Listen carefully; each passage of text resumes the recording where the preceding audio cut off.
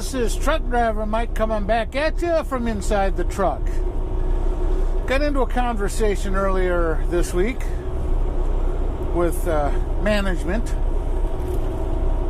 and they were talking about how they depend on these new driver assist electronic devices in the truck. And I said, it's really costing the company more money than they realize.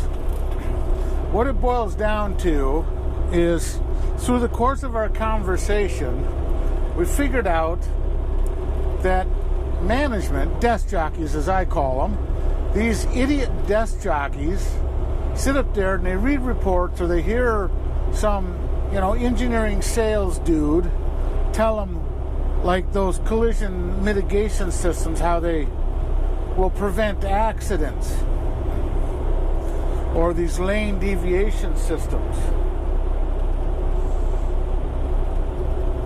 help prevent accidents, keep the driver aware. And I explained to them that's not correct. Those things are a hindrance and they're dangerous. And what it boils down to was, the guy would say, well, they're on there to assist the driver in case, something happens, or he loses track, or he has a momentary lapse of attention or whatever. And I said, well, okay, so you take someone who's highly trained and highly skilled, such as myself. I'm not trying to say that I'm 100% perfect, but my job very specifically calls for me to be paying attention and doing my job explicitly. I'm not given the opportunity to fluff off and have it not mean anything. I have to pay attention. That's my job. That's what I get paid for. That's what I'm trained to do. Okay, so after discussing this for a little bit, what it boils down to are those drivers that are either improperly trained or simply don't care. I kind of hate to bring that one up, because there's some of us out here, drivers, truck drivers, car drivers, whatever, that just don't care. They want to do things their way. They don't care about the rules. They just, act like they own the road. There's that collision mitigation system. Thinks I'm too close to the vehicle in front of me. So this thing is beeping and it's flashing a yellow light, distracting me from watching those guys, because then I want to go turn and look at this device on the dashboard. Okay, I know how far I am from the next guy in front of me.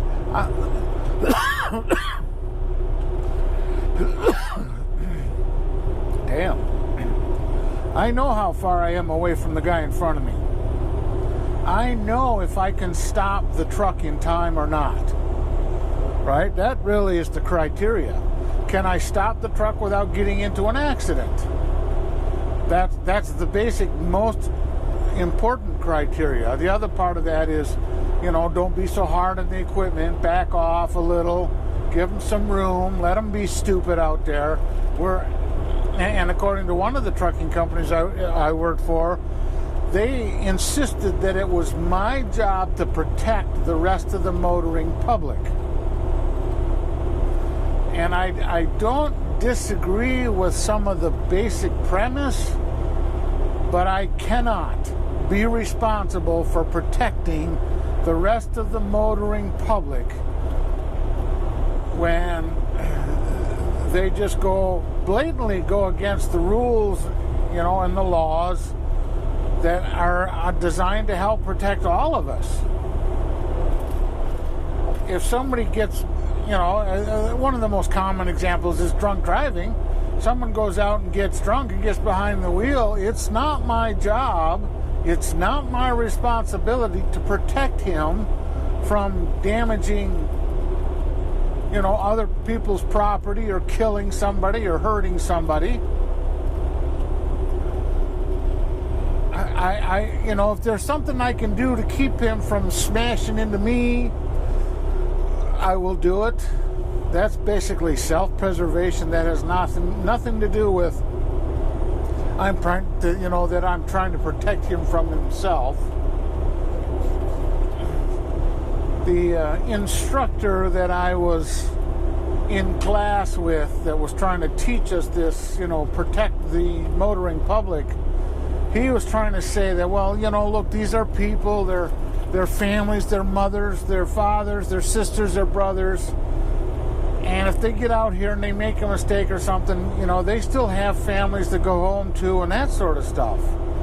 And I get that. I understand their families.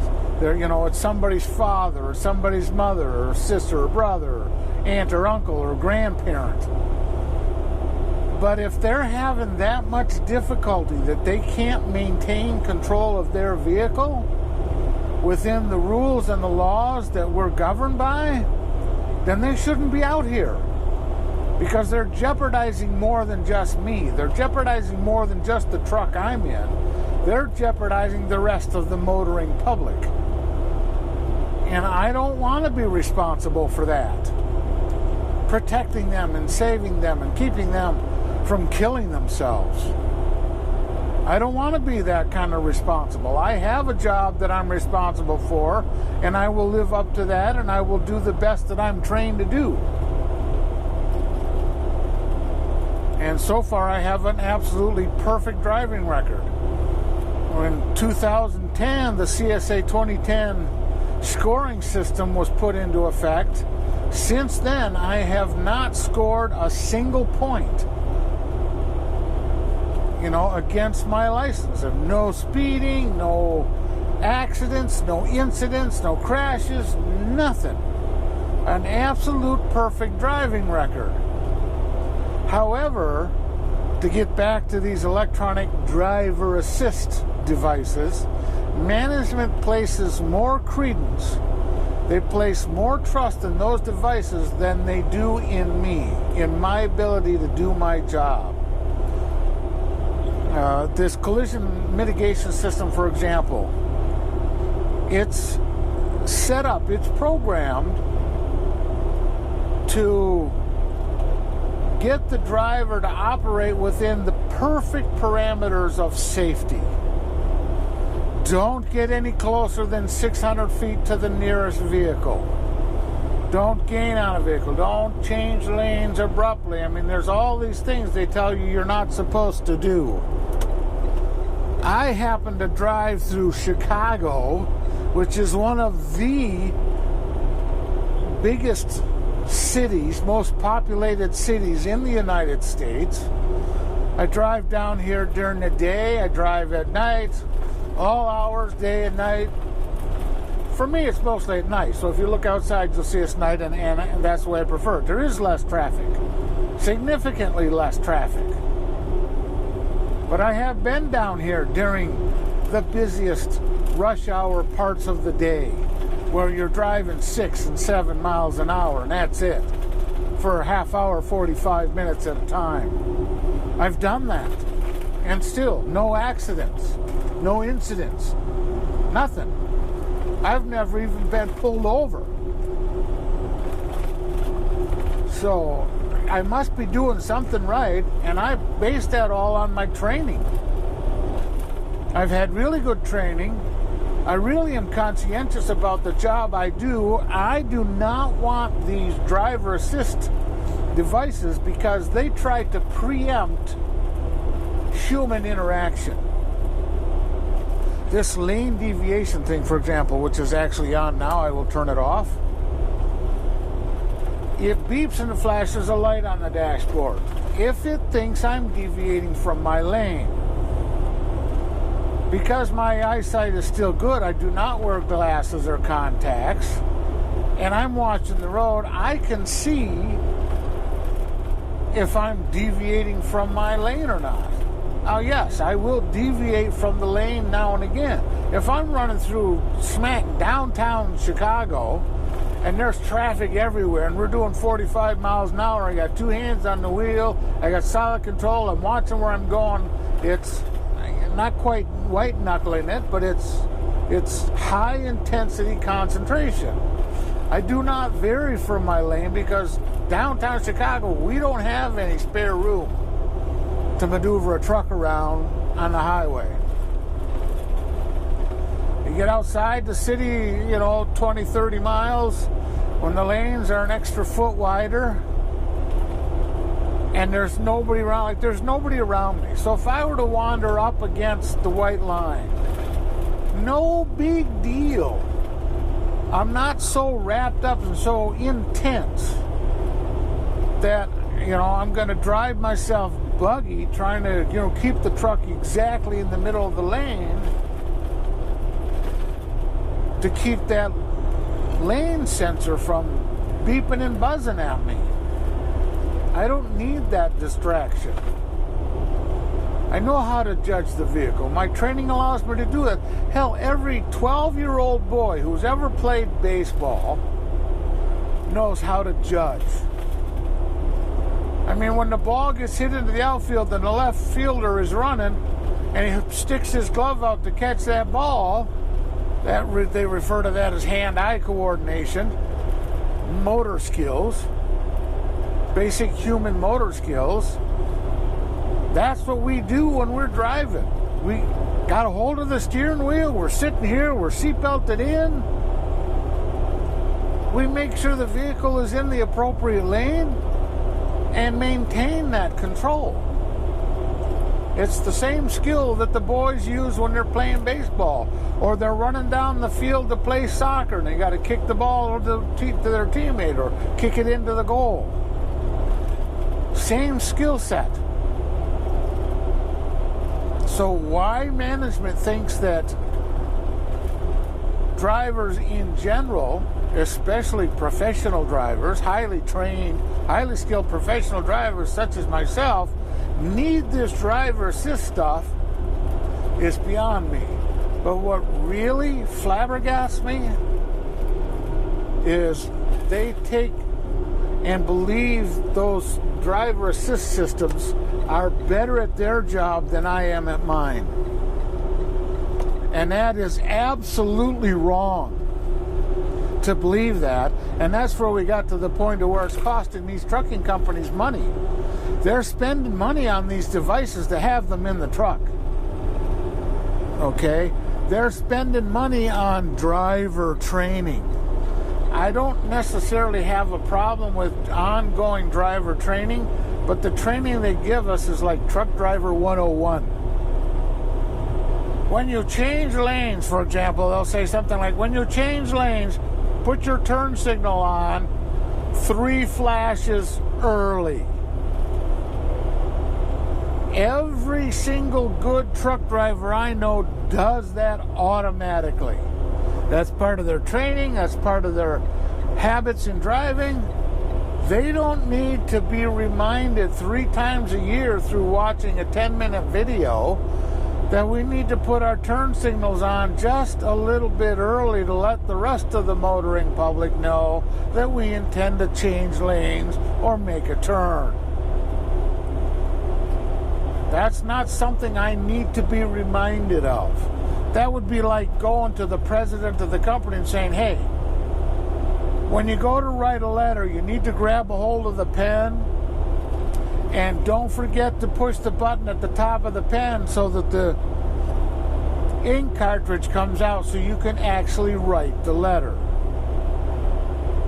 This stuff that they're trying to teach us, or this ongoing training, is so extremely fundamental that it's have no value. Yet the company spends money trying to make sure that we have access to this. Why don't they give us a driving course so we can practice blindsiding trailers in so we don't hit stuff? Right? Have us crawl under the trucks every once in a while and show us how to adjust the brakes, or if the automatic, the self-adjusting brakes are actually working. Give us some of that kind of stuff.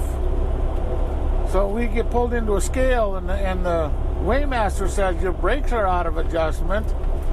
we sit there and twiddle our thumbs because the truck drivers are no longer allowed to adjust the brakes on their own. We used to be able to. There was a time when truck drivers could get under there with their 9/16 socket wrench and adjust the brakes.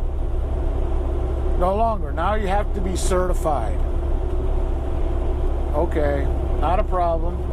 Let the certified people do it. Let the people who are trained do their work. Philosophy does not extend to truck drivers. Nobody seems to care that truck drivers can and should be adequately trained. We don't make the same kind of money other skilled trades do, like electricians or plumbers. They have to go through so many hours of classroom and so many hours on the job training. They call it an apprenticeship. That's not available in trucks for being a truck driver. Now, there are companies that have in-house training programs, and they will send you with a trainer for a relatively extended period of time, anywhere from, say, 3 or 4 weeks to, 2 or 3 months, which I don't think is the worst. But we're not required to go through that same kind of training, yet our jobs are deadly. If we can't do our jobs in a safe manner, we could kill ourselves.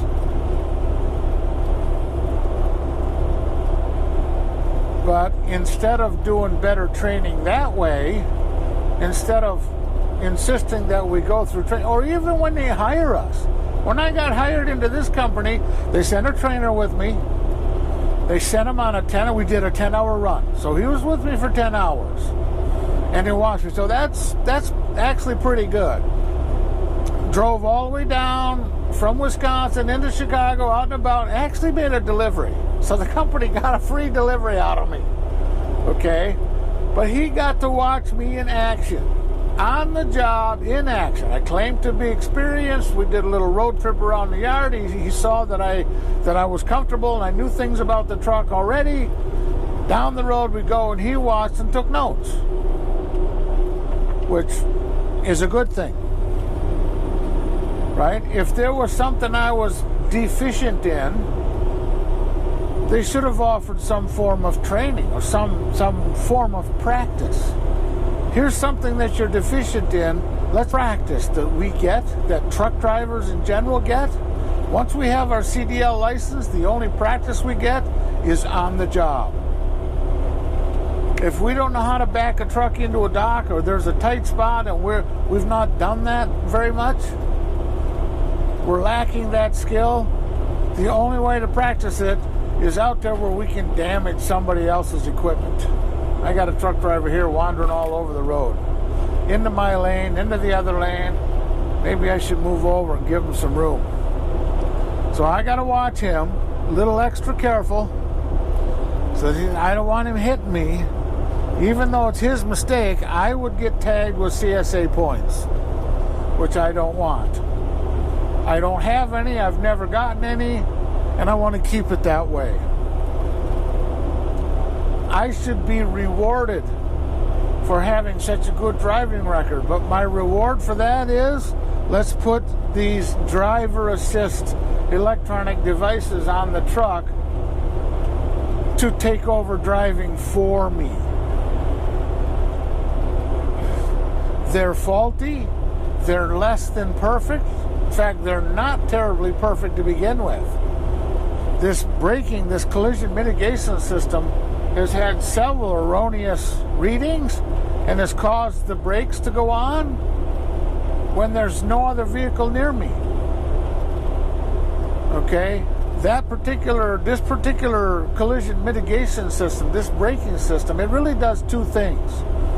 It registers if some object is in front of the vehicle, and it applies the brakes if we're too close. That's all it knows how to do. It can't determine the weight of the vehicle. It has no idea if the trailer is loaded, if it's empty, if it's top heavy. It knows none of that. It knows nothing about the road conditions. It doesn't know if it's snowing out, if it's raining, if it's a 90-degree summer day, or whether it's a 35-degree, warm winter day. The friction coefficient of tires on pavement is different at 80 degrees than it is at 60 degrees. Off the top of my head, I don't remember the number, but the friction coefficient is different. So the braking characteristics of the truck will be different if it's 80 degrees out or if it's 60 degrees out or 30 degrees, right? Changes the characteristics of the braking of the truck. It's not a lot. It might only be a few feet.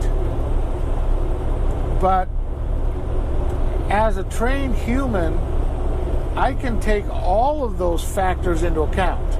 If it's snowing, if there's traffic to the right of me, if there's traffic to the left, if it's sunny, if it's nighttime like it is now. According to the dashboard, the on-truck temperature thermometer is telling me it's 19 degrees outside. I'm doing 65 miles an hour on concrete, which would be the handling characteristics are different on concrete than it is on blacktop, for example. This collision mitigation system doesn't know the difference between blacktop and concrete. I do. But the desk jockeys, the stupid ones, which turns out to be most of them apparently, because they do not give any credence to any of this stuff that I've told them. Well, we want that system on, and if it beeps that you're within 600 feet, maybe you should just back it down a little bit. And my first and foremost answer is absolutely not. Their first reaction, every single time out of everybody I've ever talked to about that is, well, just slow down. And my reaction to that is absolutely not. And here's the reasoning. The trucking company I work for does not want me wasting its resources. An example of that would be, we have accounts at certain fuel truck stops, so we get discounts on fuel. They would not want me just pulling in willy-nilly into any truck stop and paying full price for fuel when we can get it at a discount if I go to the right truck stops.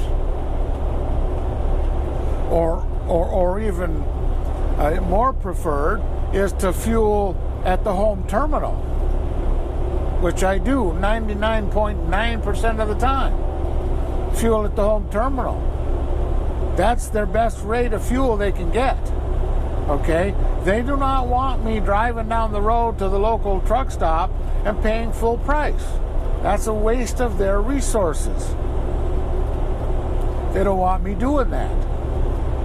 Right? So here's how this equates to this statement of, well, just slow down. My biggest resource as a truck driver is time. And I do not want the company trying to dictate to me a wasteful resource, attitude or method or procedure. Well, just slow down. If you want to pay me for having to do extra work or to go slower when it's not required, then I'll do it. Pay for that extra expertise. Pay for that extra time. I'll do it. But if you're going to tell me you're going to give me so many X amount of dollars to make a delivery from point A to point B, time now becomes my resource. If I spend 3 months making that delivery, I don't earn enough money to make it worth my while. Here's a guy with bright lights on. Driving on the highway with street lamps out here, he's got his bright lights on. What an idiot. So when they tell me, when they tell me just slow down, my response is absolutely not. That's a waste of my resources. If the driving situation requires me to slow down, I will. I will not get into an accident. I will not damage anything. I will not allow people to get hurt. But I also will not just waste time because some engineer sitting behind the desk says, well, the truck should not be any closer than 600 feet to the nearest vehicle in front of it. So it tries to slow the vehicle down, tries to slow the truck down if I get within 600 feet. Not going to happen while I'm driving the truck. As long as I know I can keep control of the vehicle safely, not hit anybody or hurt anybody, I'm going to drive closer than 600 feet. Unless there's a way to get around it. So I will not allow the trucking company to dictate to me wasteful habits, wasteful work habits, unless they want to pay for them. And of course, none of them do. They don't want to give me extra money to slow down and be a little bit slower and be a little more cautious, as they say, although that doesn't help. Just going slower doesn't make it safer. It's all about training and expertise. I'm highly trained and highly experienced. That's what makes a good truck driver. Good, solid, thorough training, plenty of practice, and a good head on the shoulders to make sure that all of those things are abided by. That's what makes a good truck driver. But the companies don't want to pay for that. They would rather pay for an electronic device that only works, hell, I don't even know, 50, 60% of the time. They're not accurate. This collision mitigation system has a little, if I'm encroaching on a vehicle in front of me, it puts a display up there and tells me supposedly how far in front of me the vehicle is. And I'm here to tell you that I know it's wrong. I've had it tell me that there would be 120 feet between me and the next vehicle, and I know that a semi-tractor trailer will not fit in that spot. I don't know exactly how many feet it will be. That I don't know. But just like the kid playing baseball or the soccer player, right? Running around kicking the ball. I have hand-eye coordination, motor skills. I can judge the distance of the length of a truck. And I can tell the 120 feet would be approximately 2 truck lengths. 65 feet's the standard limit for tractor trailers. If the gauge is telling me 120 feet, that's roughly 2 trucks. I should be able to fit 2 trucks between me and a vehicle in front of me. And there are many, many times I know 2 trucks won't fit. 1 truck would barely fit with a little extra room in front and back, and that's it. So I know that device is wrong. And I could point that out to them, and they won't believe me. So that's a huge factor, that truck drivers are fighting against idiot desk jockeys who will not take our word for it, will not believe or trust my training and my skill over that of an electronic device that I can very easily prove is faulty. I can prove to it's faulty. They'll actually, I've had one guy say, well, he knows it's not 100% perfect. And yet he still insists on trying to gauge my performance based on that faulty device. Insists on that faulty device is better than I am. And that's why the trucking companies are going to start losing even more money, because those devices are inaccurate. They're paying money for that. They're actually paying money to accommodate those things. Let's put these lane deviation sensors on the trucks. Let's put onboard cameras in here. You know, to see that the driver's actually doing what he's supposed to be doing and not picking his nose, right? Let's put these collision mitigation systems on that are clearly faulty. And they'll take money away from my pay to help pay for those things, instead of giving it to me or even ensuring that I get better training so that I can be the best. All of this stuff leads to this huge truck driver shortage we have in this country. The number one issue with becoming a truck driver is pay. The industry is trying to tell us that there's a shortage of truck drivers. Actually, what they should say is there's a shortage of good quality truck drivers. There is. I've run into a bunch of crappy truck drivers. They're just, I don't know, pushing them through these truck driving schools. They're in for, I think some of them are as short as 3 weeks. They take you out on the road, they give you a little bit of book work, they take you out there, they give you road tests, they say, okay, you've got a CDL license, now you're a truck driver. Virtually no experience, extremely limited experience or training, extremely limited training, now you're a truck driver. If you go out and check the truck driver help wanted ads, you'll notice that many of the trucking companies won't take drivers with less than 1 year of experience. Apparently they know that these push-through students that are getting, railroaded through truck driver school aren't worth a lot, aren't very good in their first 6 to 10 months. Apparently they know that because they won't take those. They want somebody else. Usually who gets those are the big trucking companies will take beginners or fresh out of truck driving school. Because they have more resources. They can put them with someone to ride with them, give them some extra training, or have them ride with a trainer for, a few weeks, that kind of stuff. Which in my opinion is fantastic. That's the way it should be. But you're not going to get high quality truck drivers if you're not going to offer them enough pay. It's not worthwhile. It's not worthwhile. When I break down how many hours I put in to do my job, because I get paid by the mile, when I break that down, I make somewhere between $14 and $16 an hour.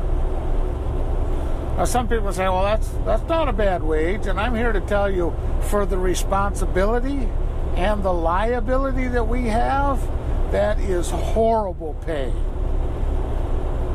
Welders make upwards of the middle 20, $23, $25, $26 an hour. Electricians making $26 an hour. Plumbers make somewhere around $24, $25 an hour. Truck drivers are making $14, $15 an hour. Electricians don't go to work, or plumbers don't go to work, with the possibility that if they make a mistake, they have a $600 fine to pay. I face that every time I come out on the road. I'm going to go out on the government website, track down what some of the fines are. One of them's up around $10,000, and I forget which one it is. I think it has to do with an hours of service violation, but I'm not sure. I'll go look that up. So the trucking companies really do not stand behind their own drivers. It's almost like they treat us like the enemy, which makes no sense to me, because trucking companies depend on the drivers to get the work done. We're the ones who do the actual work, and they treat us like we're in the way. We're a problem. I worked for a guy who was extremely condescending, treated me like I was some kid just out of high school and knew absolutely nothing. And yet I knew more about the trucking industry than he did. But he wasn't going to admit that. He didn't want me to believe that I knew that stuff. he's an idiot. That guy's an idiot. He's the one that's helping to keep the trucking industry ignorant and being stupid, which of course leads to a driver shortage. That's how we get to the driver shortage. They don't trust us. They don't trust our... See ya!